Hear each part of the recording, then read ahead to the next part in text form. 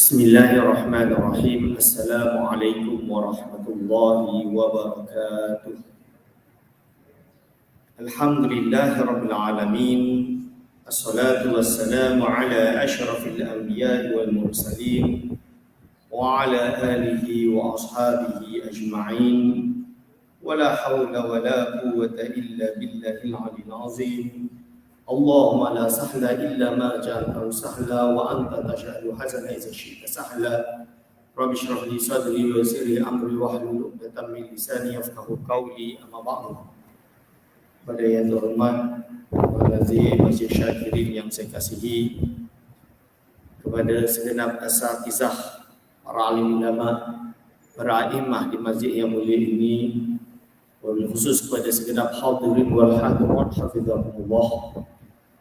InsyaAllah kita sambung pengajian kita kitab Masailul Tauhid karangan Syekh Muhammad Saman Kati, yang mana kita berada pada muka surat ke-12. Jadi sebelum cara i'tiqad itu kita naik sikit je, iaitu soalan.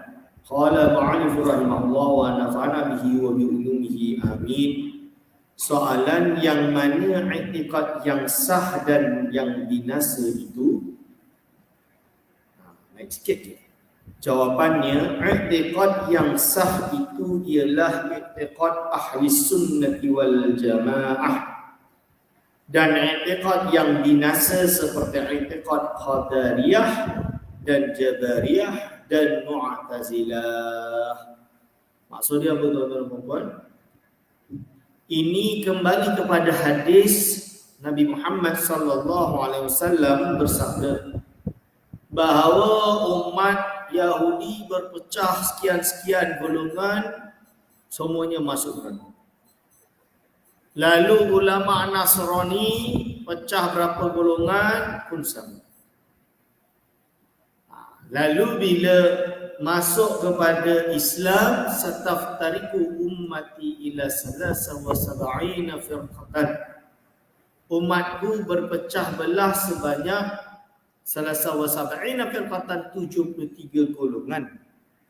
Kulluhum finnari ila wahidah. Semuanya berada di dalam api neraka, yakni berada dalam kesesatan. Kita bukan mengkafirkan, bukan, tapi berada dalam kesesatan. Illa wahidah, kecuali satu. Lalu ditanya oleh bagi dia ditanya oleh para sahabat, manhum ya Rasulullah? Siapakah mereka ya Rasulullah? Jawab baginda sallallahu alaihi wasallam, qala ma ana alaihi wa ashabi. Iaitu apa yang aku berpegang dengannya dan dipegang oleh para sahabat-sahabat. Maka dalam riwayat yang lain pula, manhum ya Rasulullah? Qala al-jamaah. Siapakah mereka ya Rasulullah? Jawab baginda sallallahu alaihi wasallam adalah al-jamaah, berarti majority golongan. Seperti sumber yang lain menyebutkan, iaitu apa? La tajtami'u ummati 'ala dhalal. Umatku tidak akan terkumpul dalam kesesatan. Maksud dia, kalau kita tengok majoriti ini tak sesat lah tu. Itu dalil ulama ahli usul fiqh menggunakan dalil itu sebagai sandaran kepada ijma'. Ijma' kan salah satu konsensus. Ijma' itu konsensus. Konsensus di dalam Islam adalah salah satu sumber yang legit, sumber yang sah dalam pengambilan hukum. Kerana majority, the sound of majority adalah hukum di dalam Islam. Bagi dengan ijma'. Dalam bahasa lain, ulama menggunakan istilah as-sawad al-a'zam, golongan majoriti. Ini.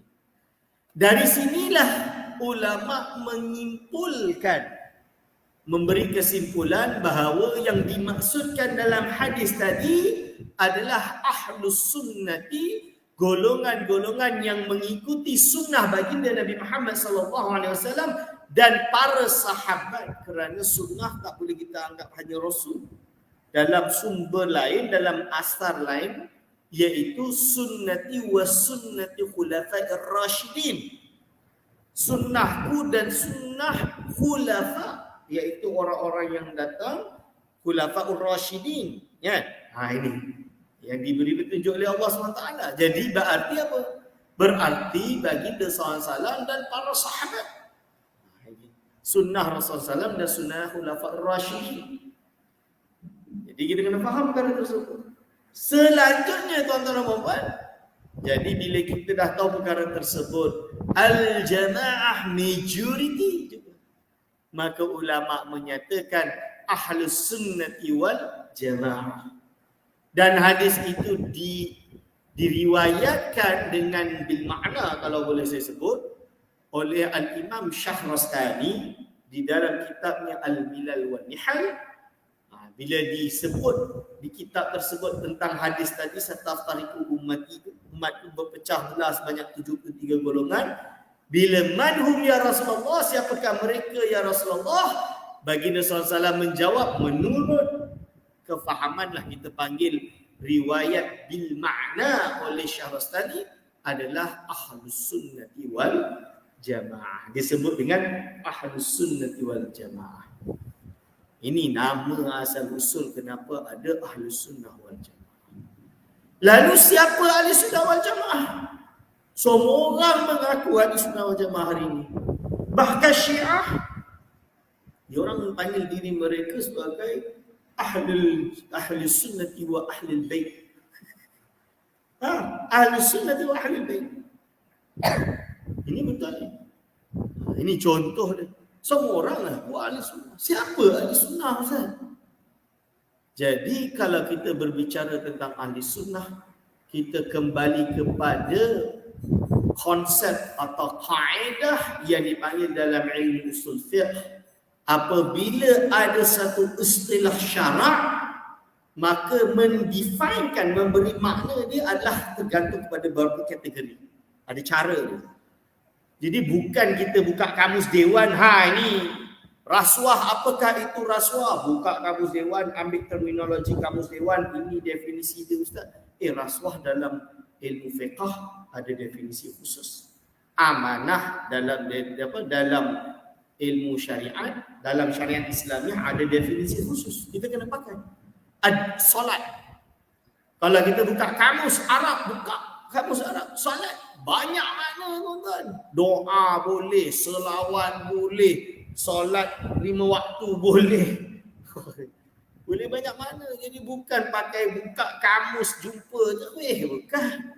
Google lagi ni ada. Tulis nak maknakan satu istilah yang diucapkan oleh seseorang, kita pakai Google. Oh, ini makna dalam kamus ni ini, berarti orang tu bermaksud ini, kita tusuk dia, kita paksa, kita perkosakan dia untuk menggunakan makna tersebut. Boleh ke tak boleh? Tak boleh. Istilah kena dikembalikan kepada wadih dia. Wadih dia. Kalaulah fulan bin fulan yang cakap, kita kena tanya dia, Syekh, entah guna perkataan ni, maksud ini apa? Kena tanya dia. Syekh entah kata ni, maksud dia apa? Oh, maksud aku ini. Tak bolehlah kita tuduh yang lain. Contoh paling mudah tu, ni perkataan yang orang duk gaduh hari ni, unity. Dalam terminologi bahasa Inggeris, bila kita guna unity of essence, unity of attributes, unity of actions, kita tak bagi maksud persatuan, kesatuan. Itu salah. Justru kita maksudkan apa? Iaitu apa? Esa. Keesaan zat Allah, keesaan sifat Allah, keesaan perbuatan Allah. Dan ini digunakan bukan oleh seorang. Bukan seorang tu je. Kita nak bagi makna kita seorang tu je. Bukan. Dikenal oleh ahli. Ahli iaitu ulama yang menggunakan bahasa Inggeris. Bukan seorang banyak. Ini saya ulas dalam jurnal. Orang salah faham tu tuduh orang lain sebagai wahdatul wujud hanya kerana menggunakan istilah unity. Unity itu bukan kesatuan apabila orang guna dalam istilah berbahasa Inggeris, bermaksud keesaan. Dan ada tempat dia explain benda tu. Kalau tak explain pun dia gunakan istilah tersebut dan dia letak titik 2 lagi. Tauhid. Tauhid tu apa? Keesaan. Boleh tak kita tak nak, saya nak pakai makna dia, makna unity dengan makna 2 jadi 1. Two consist as one. Macam unity, we need to diversity, unity in diversity. Contoh dia kan ada istilah unity in diversity. Kesatuan dalam kepelbagaian. Boleh tak? Mana boleh. Orang tu cakap kena kembalikan kepada fulan tu. Kita tak boleh paksa orang ni guna nama tu. Maksud tu tak boleh. Kita kena tanya dia. Syekh, ini maksud dia apa Syekh? Tu nama dia verify. Tabayun. Tak kenal tabayun, cucuk orang, sesatkan orang. Boleh ke tak boleh? Tak boleh. Ahlus Sunnah wal Jamaah kena tanya wadih ni. Kerana dia mustalah syarak. Solat dia ada hakikat syar'iyah, dia ada hakikat lughawiyah. Kalau dia kata aqimus solat, berarti dia kembali kepada hakikat secara syarak. Makna secara syarak tu apa? Iaitu solat ibadatun mafrudatun mubtadi'atun bil takbiratul ihram muhtatamatun bit taslim. Iaitu ibadah yang tertentu yang dimula dengan takbiratul ihram dan ditutup dengan salam. Itu nama dia solat. Boleh tak? Oh, Allah perintahkan kita untuk berdoa. Bukan solat tadi. Kenapa? Aqimus solat, saya buka kamus, as-solat tu ayat doa. Solat itu doa. Berarti kita cukup untuk berdoa. Kita tak perlu solat 5 waktu. Ini golongan liberal di Indonesia dulu waktu debat dengan saya, siapa macam tu hujah dia. Buka kamus, dia kata. Apa dia bilang sama kamus-kamus? Solat itu doa, dia bilang gitu. Baik, solat 5 waktu tak wajib. Tak, dia kata. Allah. Kita kata itu maksud dia solat hakikiyah, hakikat syar'iyah. Salah bagi makna. Itu yang perlu ulama tu. Bukan kita kata, saya nak ikut Nabi dan Rasul cukup. Tak payah ikut ulama. Ulama manusia boleh salah. Ikut Nabi je dah cukup. Bukan kita nak menafikan itu. Memang betul kita ikut Nabi SAW. Akan tetapi nak faham Quran dan Sunnah ada kaedah. Ada nusus. Ada qawaid dia. Ada usul fiqh dia. Tuan-tuan dan puan-puan. Yang buat ni bukan saya. Ulama Imam Syafi'i buat. Lepas tu hari ni duk kata kita ikut Imam Syafi'i. Yang ulama ni ikut Syafi'iyah. Buat apa ikut Syafi'i kat Imam Syafi'i? Imam Syafi'i karang risalah kitab usul fiqh. Jadi bukan senang-senang. Nak pakai Al-Quran dan Sunnah ni ada kaedah dia. Dia kena faham. Jadi Ahlus Sunnah wal Jamaah dia kembalikan kepada wadih dia. Ulama-ulama Al-Imam Abul Hasan Al-Ash'ari, Abu Mansur Al-Maturidi, Ja'far At-Tahawi. Imam Ja'far At-Tahawi dia karang kitab, nama dia apa? Risalati Ahli Sunnati wal Jamaah. Meninggal tahun 330. Dipanggil terkenal hari ini dengan Aqidatut Tahawiyah. Ini menurut cover dalam kitab tersebut lah. Okey, Al-Imam Abul Hasan Al-Ash'ari dalam kitab dia Risalati ila Ahli Saghir, dia dah gunakan istilah inda ahli sunnah, ahli sunnah, dia dah gunakan istilah tersebut. Maka ulama yang datang setelahnya, Al-Baghdadi, ulama yang datang setelahnya, Al-Imam Al-Ghazali, dan yang datang setelahnya, Izzuddin bin Abdissalam, Al-Imam As-Subqi, Al-Imam Syekhul Islam Zakaria Al-Ansari, Al-Imam Ibn Hajar Al-Haytami, Al-Imam Ar-Ramli. Apabila mereka menyebut Ahlus Sunnati wal Jamaah, fal muradu bihi, maka yang dimaksud dengan mereka itu siapa? Iaitu humul asy'ariyatu. Mereka adalah golongan mazhab Asy'ari wal Maturidiyatu, dan yang bermazhab Maturidi. Wa man, dan orang-orang yang senada, yang ikut manhaj tersebut. Ini Siapakah itu? Termasuk Ja'far At-Tahawi. Dia hidup sezaman dengan Abul Hasan Al-Asy'ari. Nak kata dia Asy'ariyah taklah, sebab dia itu adalah Abu Ja'far At-Tahawi, duduk di Mesir, duduk sezaman dengan Imam Abul Hasan Al-Asy'ari. Tak boleh lah nak kata dia Asy'ariyah. Tapi akidah dia senada dengan Abul Hasan Al-Asy'ari. Abu Mansur Al-Maturidi senada dengan Abu Mansur Al-Maturidi, Asy'ariyah. Khilaf mereka benda kecil saja. Benda kecil. Kecil. Kecil itu apa? 13 ke 20 sifat. Oh, banyak tu ustaz, bukan kecil. Tak ada. Kalau kita faham akidah, kita akan faham. Dalam kitab ni insya-Allah diterangkan. Itu benda kecil. Allah ada sifat takwin ke tak? Kan Allah berfirman, "Idza arada syai'an ayyakula lahu kun fayakun." Kun tu takwin lah. Abu Maturidiyah kata ada sifat takwin. Asy'ariyah kata, Abu Hasan Asy'ari kata taklah. Asy'ariyah maksudnya. Ulama yang mengikuti Abu Hasan Asy'ari mengatakan tak, bukan macam tu. Takwin itu sudah cukup dengan sifat qudrah. Ini dia kata. Khilaf yang kecil. Tak adalah nak keluar dari ahli sunnah ni. Tak. Dan yang senada dengan dia. Berarti apa? Selain itu dianggap sebagai golongan sesat. Maksud dia selain itu apa? Yang bercanggah, yang melanggar, yang menolak atau menyesatkan golongan ini. Maksud menyesatkan apa? Golongan yang kata golongan Asy'ariyah ni sesat lagi menyesatkan. Ini. Atau golongan yang mengatakan Maturidiyah ini sesat lagi menyesatkan. Ada golongan ini dikeluarkan dalam buku dia. Termasuk aliran sesat adalah golongan Mu'awwilah yang mentakwil sifat-sifat Allah seperti Asy'ariyah dan Maturidiyah. Sesat itu golongan. Golongan yang menuduh sesat ini jelas bercanggah dengan ahli sunnati wal jamaah. Mereka ini yang bukan ahli sunnati wal jamaah. Itu sebab itu dia sebut di sini. I'tiqad yang sah itu ialah i'tiqad ahli sunnati wal jamaah, dan i'tiqad yang binasa seperti i'tiqad qadariyah. Qadariyah ni golongan yang menganggap bahawa segala perbuatan diciptakan oleh manusia itu sendiri. Manusia yang menentukan nasibnya, bukan Allah.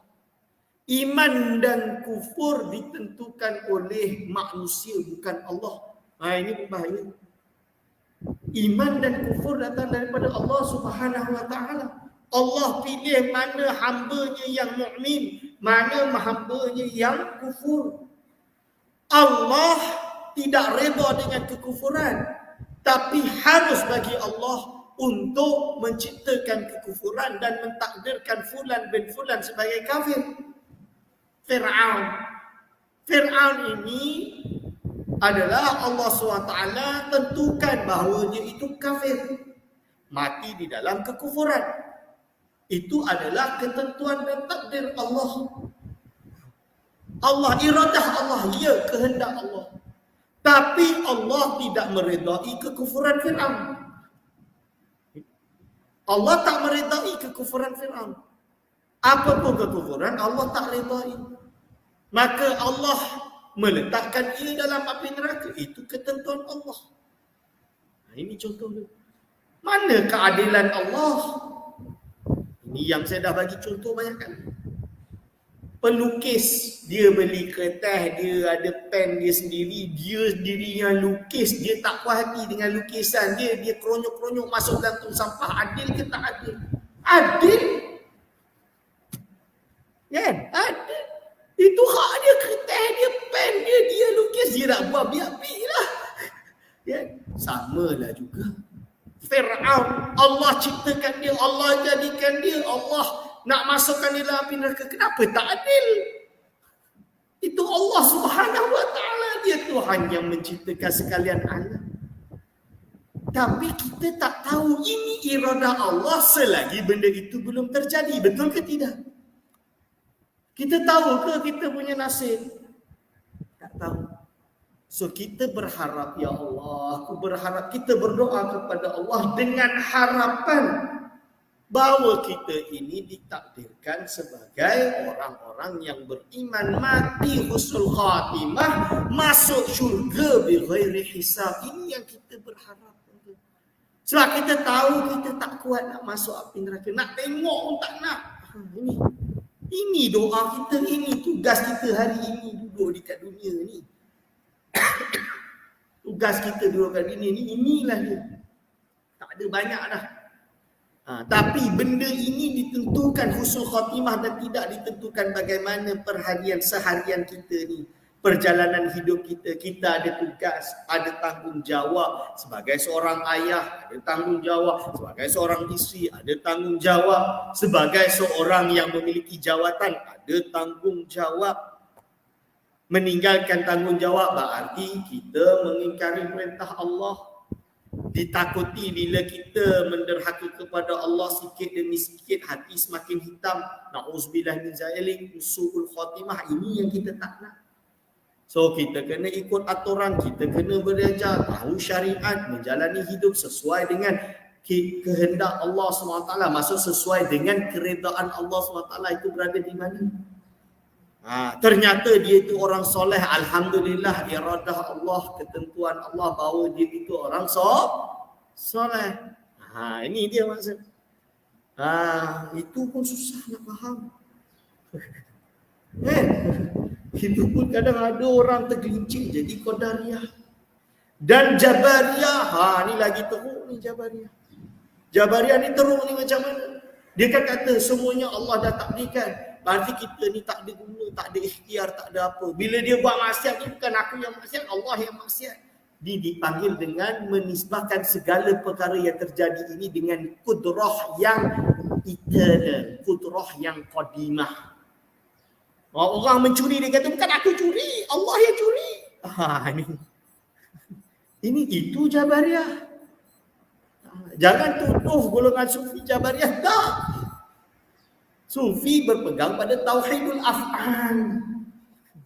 Ini tauhidul af'al. Baik buruk datang daripada Allah. Dia solat 5 waktu, tuan-tuan.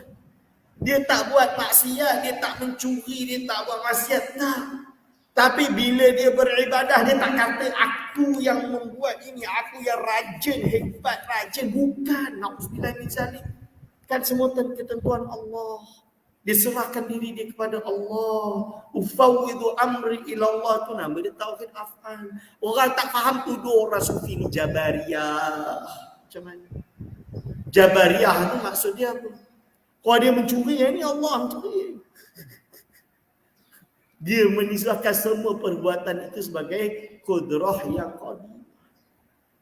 Jabariyah. Dia tak nak kerja, tak nak apa. Baring ni.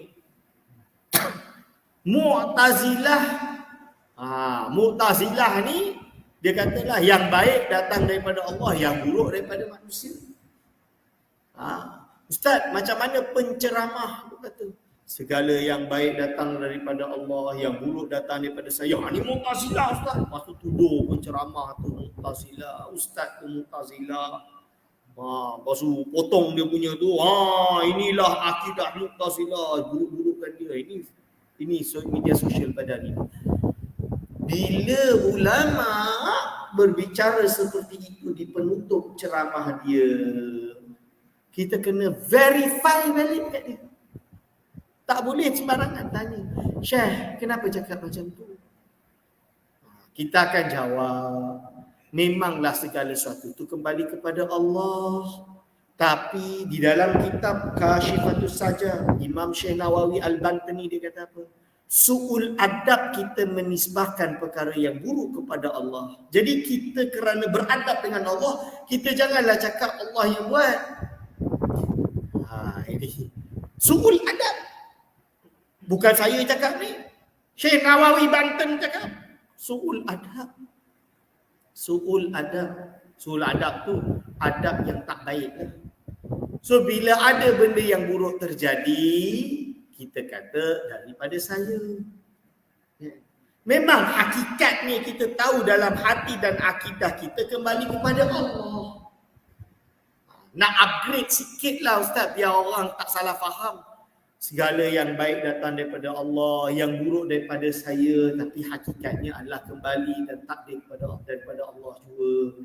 Itu lebih tinggi dah sikit. Semua nak kena upgrade ke? Tak semestinya. Kan? Orang yang berceramah ni, dia adalah penilaian dia. Bila dia tengok masyarakat awam ni, dia tengok macam mana cara dia nak cakap. So adalah, kalau dia cakap macam tu kan, orang tu kan, dia tak boleh, dia buat maksiat, dia kata Allah yang buat tadi. Susah pula kan. So adalah teknikal dia, ijtihad dia. Kita hormatlah para ulama. Jadi jangan potong-potong video buruk-burukkan dia. Na'udzubillah min zalik. Verify, tabayun. Duduk tanya dia, Syekh, maksud dia apa Ustaz? Dia pun syarahkan. Kan? Itu boleh, tak boleh. Ini. Itu dia tu. Soalan, bagaimana cara i'tikad yang 4 itu? Ni dia uraikan satu persatu. Saya dah terurai awal sikit tadi. Saya ingat belum? Saya ingat dah rupanya ni. I'tikad Ahlussunnah wal Jamaah itu bahawasanya tiada memberi bekas oleh sesuatu daripada sebab yang beradat dan af'al baru yang ikhtiari. Af'al baru ikhtiari kita. Yang beradat, api kena kayu terbakar. Semua ini tidak memberi bekas. Itu maksudnya. Semua ini tidak memberi bekas. Hanya yang memberi bekas itu Allah Ta'ala. Hakikatnya semuanya datang daripada Allah. Ini tidak hadis sunnah macam. Ini dia tuan-tuan. Yakni bagi baharu itu usaha dan ikhtiar sahaja yang memberi bekas Allah Subhanahu wa Ta'ala.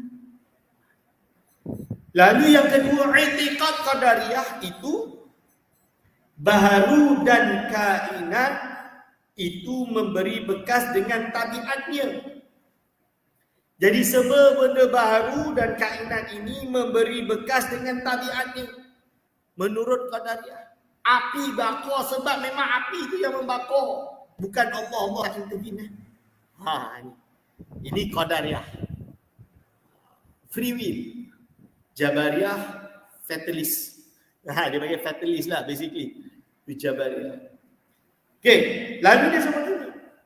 Yang ni dengan zatnya. Zat itu sendiri yang memberi bekas. Maka i'tikad ini tiada khilaf ulama tentang kufurnya. Kalau sampai pada derajat itu, ini tiada khilaf dalam kekufuran. Ini contoh dia.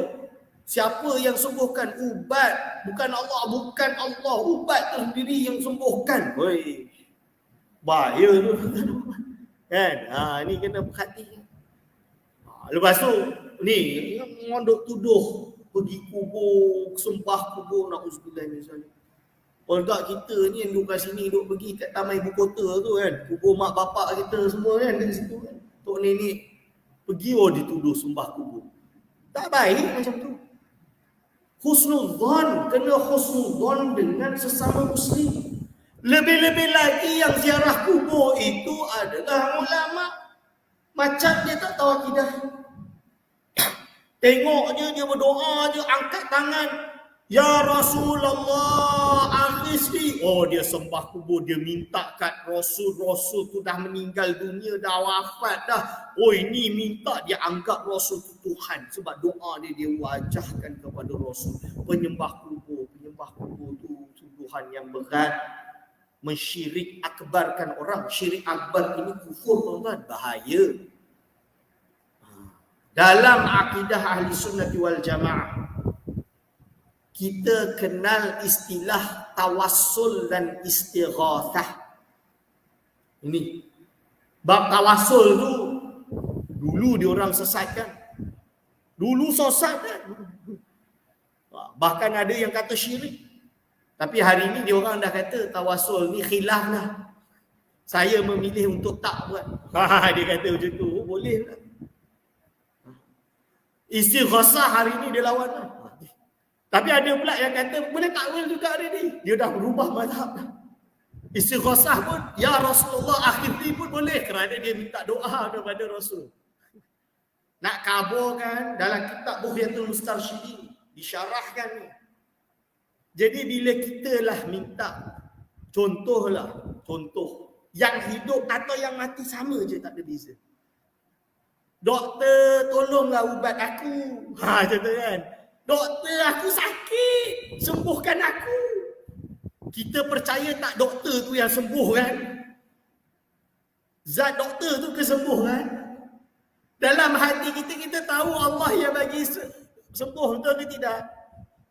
Tapi bila kita minta macam tu, maksud dia apa? Ialah dengan ikhtiar yang secara adat, engkau sembuhkanlah aku, iaitu Allah SWT yang sembuhkan dengan usaha yang engkau lakukan. Dengan ubat yang aku minumi. Kan? Itu maksud dia, majaz. Orang awam pun boleh faham, kecuali orang yang memiliki akidah terpesong yang merasa ubat itu yang menyembuhkan dengan zatnya. Itu salah. Tapi ustaz, dia dah meninggal dunia. Nabi Muhammad SAW sudah wafat. Macam mana dia nak buat tu? Dia tak boleh buat dah. Dia dah meninggal. Kita kena faham. Imam Romli kata apa? Para anbiya, mereka itu ahyaun, hidup, fi kuburihim, di kubur mereka, hidup. Mereka solat, mereka haji dan selainnya. Ini disebut di dalam kitab Fatwa Ar-Ramli. Kalau ada salah sedikit redaksi, kita boleh rujuk kitab asal. Mungkin saya tersalah mungkin, tapi ada dalam kitab Fatwa Imam Ramli. So boleh tak bila kita berdoa, ya Rasulullah aghithni, oh Rasulullah bantulah kami, selagi kita iktikad hakikatnya Allah yang jadikan. Rasulullah SAW berdoa kepada Allah untuk ditunaikan. Minta syafaat, ya Rasulullah, minta syafaat dengan berkat baginda SAW kita sembuhkan. Walaupun lafaznya seperti itu, hakikatnya kembali kepada Allah, tak ada masalah. Sekarang nak tanya, kalau kita pergilah dekat makam para awliya, kita berdoa. Kita pergi makam Rasulullah SAW di Raudatul Syarif. Kita berdoa, kita tutup dengan Al-Fatihah, berdoa kepada Allah lagi, kita berdoa ya Rasulullah ke misalnya, kita tutup dengan Fatihah. Maksud dia itu tu tak lain tak bukan tetap kita kembali kepada Allah Subhanahu wa Ta'ala. Itu. Dan orang-orang yang awam ni sekalipun bila pergi makom ni, tujuan dia apa? Mertabarruk. Tu nama dia tabarruk. Tuan-tuan pergi tak? Pergi ke Mesir. Ada makom Imam Asy-Syafi'i rahimahullah. Kita mazhab Syafi'i, kita tak teringin ke nak tahu mana imam yang kita ikut mazhab kita ni? Tak teringin ke? Teringin ustaz, kita pergi makam Imam Syafi'i. Kita berdoa Imam Syafi'i. Kan, semoga Imam Syafi'i dirahmati, diampuni dan lain-lain. Dan kita bertawasul dengan dia. Kenapa? Imam Syafi'i ikut. Ini bukan ustaz-ustaz biasa, ini Imam Asy-Syafi'i rahimahullah. Dalam kitab Manaqib Imam Baihaqi, Manaqib Imam Syafi'i, tulisan kumpulan Imam Baihaqi, menceritakan Imam Asy-Syafi'i setiap hari Jumaat pergi ke makam Imam Abu Hanifah. Dia baca dalam kisah tersebut. Tawasul dengan dia. Syarat dia apa? Kita iktikad segala sesuatu yang jadikan Allah Subhanahu wa Ta'ala. Dan kalau orang tu qadariyah kan, kalaulah ada fulan ni jahil, dia tak tahu hukum hakam, dia ni kadau qadariyah lah. Dia ni free will lah contoh dia. Dia ni tengok semuanya sebangsa duniawi. Kan? Dia tak pergilah kat kubur. Tak pergi langsung. Yang dia buat dia pergi mana? Dia pergi ke dia pergi farmasi, dia beli ubat dah cukup. Nak pergi kubur tak nak, dia tak ada, tak tengok. Itu justru golongan Qadariyah. Ini beza dia jelaskan. Itu dia tuan-tuan dan puan-puan. Ini boleh rujuk banyak kitab Bughyatul Mustarsyidin, kitab banyak kitab tentang istiqomah mafahim. Beli satu buku nama dia Kefahaman yang Wajib Diluruskan, tulisan Sayyid Muhammad bin Alawi Al-Maliki. Kalau tak faham bahasa Melayu, bahasa Inggeris dia Notion That Must Be Corrected. Ada jual dekat Shopee pun ada jual. Tebal terjemahan Abdul Aziz Sorokah.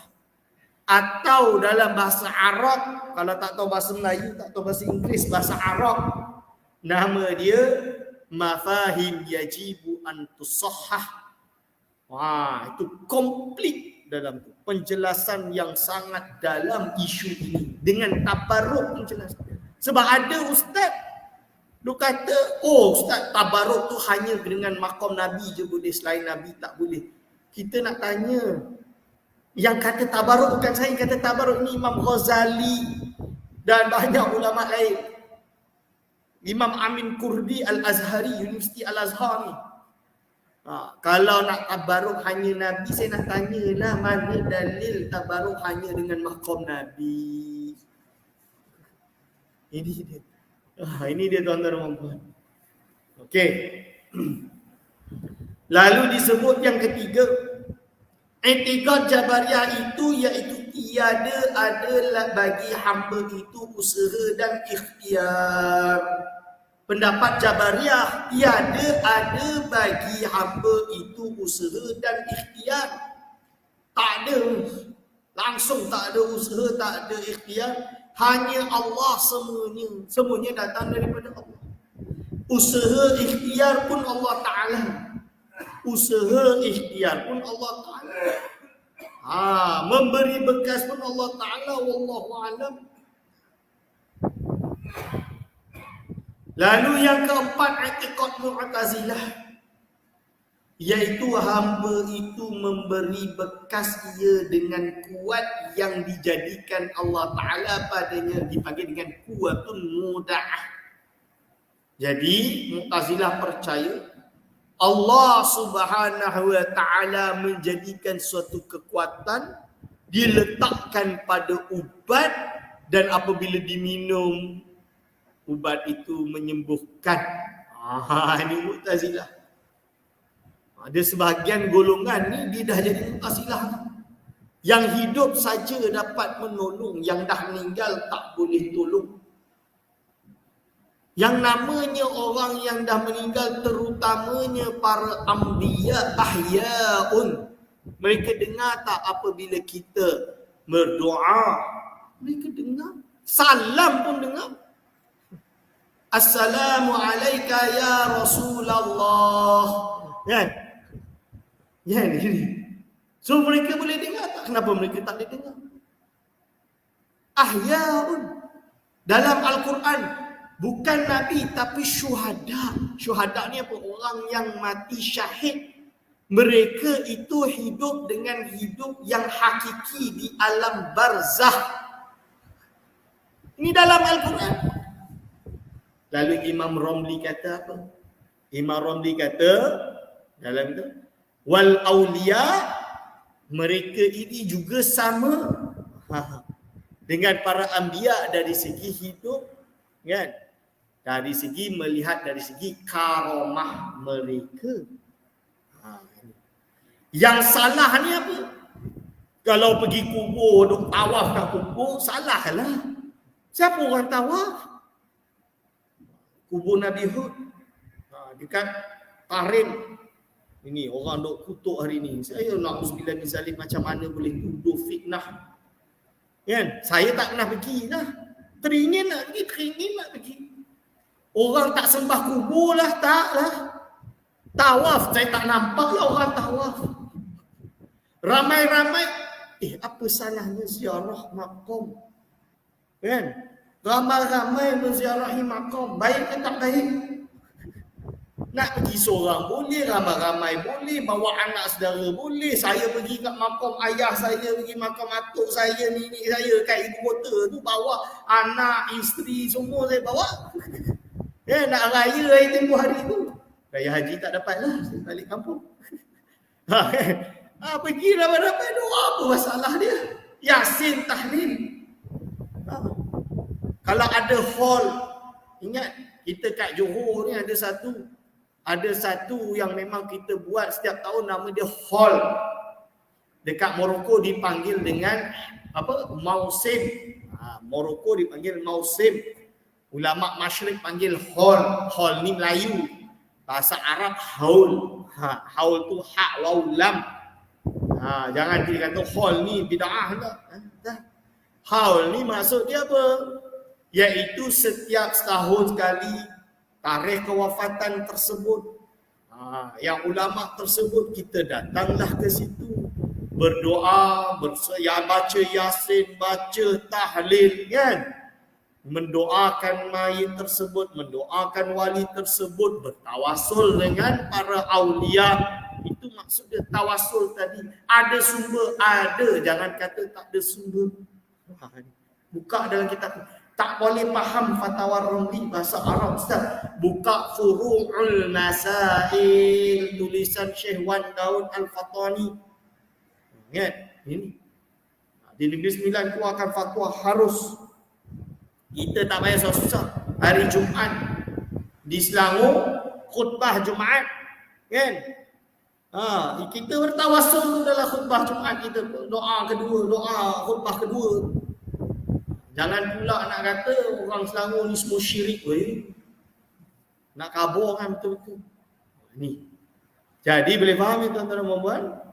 Berarti jangan tuduh pergi ziarah makam para aulia, para anbiya. Ini adalah diharuskan, dibolehkan. Yang salah tu yang salah lah. Kita kena salahkan yang salah. Jangan salahkan semua. Lalu disebut yang memberi bekas perbuatan hamba yang ikhtiari. I'tiqad ini bersalahan ulama pada kufurnya. Maksud dia bersalahan kat sini, ulama khilaf. Tu yang kita kena tahu kaedah baca kitab. Ini ada yang tak kerti baca kitab. Bila dia baca i'tiqad ini bersalahan ulama, berarti apa? Dia, Syekh Saman Kati menyalahkan ulama-ulama terdahulu. Salah lah baca macam tu. Bersalahan tu maksud dia khilaf. Ulama bersalahan. Aku menyalahi ulama terdahulu. Maksud dia apa? Ana ukhalifuhum. Aku berbeza dengan mereka. Nak baca kitab lama ni ada kaedah dia tuan-tuan dan puan-puan.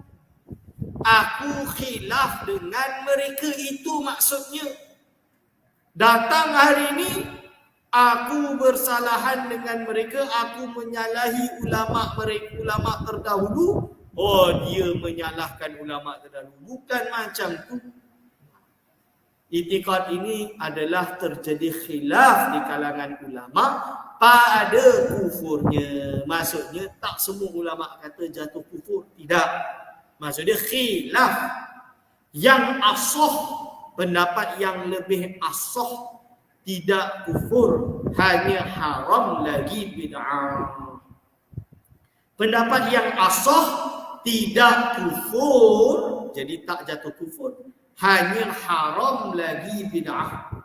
Haram dan bid'ah, sesat. Sebab itu Mu'tazilah disesatkan. Of course ada isu-isu yang lain selain daripada ini. Ini jelas kan tuan-tuan dan puan-puan. Baik, insya-Allah. Dah lama dah ni. Kita dah melebihi batas, insya-Allah. Kita sambung lagi pengajian ini pada pertemuan yang akan datang. Aku qauli hadza astaghfirullah li wa lakum. Segala silap saya mohon maaf. Wassalamualaikum warahmatullahi wabarakatuh.